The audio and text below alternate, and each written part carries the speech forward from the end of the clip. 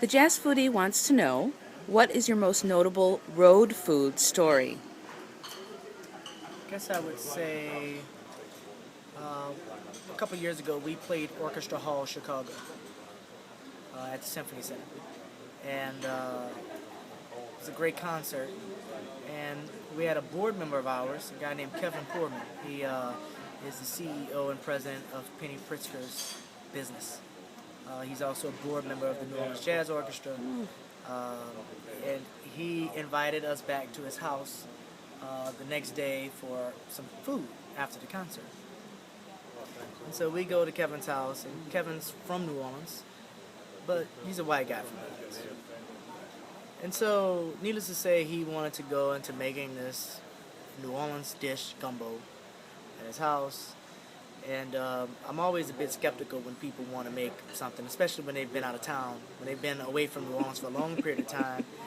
And let's say also when you want to make the dish that may be most popular in Creole settings. I have my reservations about Kevin and this food. And when I tell you, you taste this food and you would think, if you were blindfolded, that this food was created by some black woman back in, 1970 or 60 New Orleans, the way my grandma used to make the gumbo. It was great. And I wasn't the only person that had this reaction. All the guys who came back from the band to Kevin's house just enjoyed it. Kevin's house lives in Wilmette, and he's got this beautiful outside kitchen. So, and this was at a time where we could all get together and hang outside, and the weather was beautiful, and it was so good.